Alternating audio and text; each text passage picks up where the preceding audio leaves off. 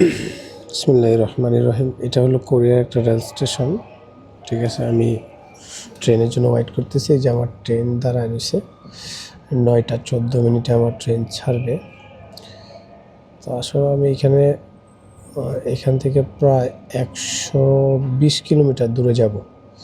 তো আমার সময় লাগবে 2 ঘন্টা 14 মিনিট। এই ট্রেনে যাব। এই ট্রেনটা অবশ্যই 3টা স্টেশন 4টা স্টেশন পরপর থামাবে, ডাইরেক্ট যাবে না।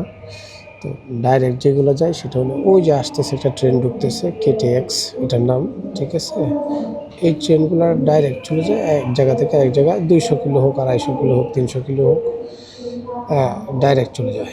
সেই জন্য আমি আসলে ওই ট্রেনের টিকিট পাইনি, সিট পাইনি, সেই জন্য আমি এটা নিয়েছি। দেখেন, আমি শুধু দেখাতে চাচ্ছি আসলে ওদের রেল স্টেশনের পরিবেশটা।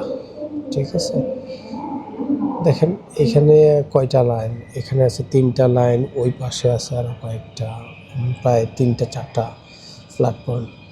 কিন্তু কতটুকু সুন্দর পরিপাটি, এবং কোনো হাউকাউ নেই, কোনো কিছু নেই, যাত্রীরাও খুব সহজে উঠতে পারতেছে এবং নিরাপদে।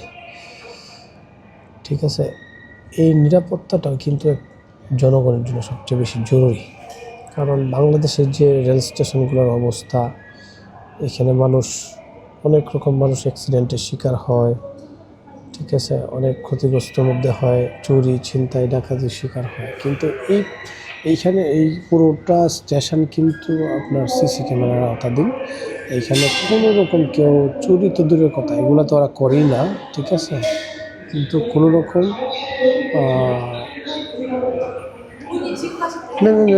সামনিদা এই যে আমাকে অ্যাটেন্ডেন্সে এসে আমাকে ডাক দিয়া বলতেছে, এই যে গেট খুলে দিছে আমাকে নিচে নামার জন্য। যে বৃদ্ধদের জন্য লিফট আছে, লিফটে নামতে পারবে।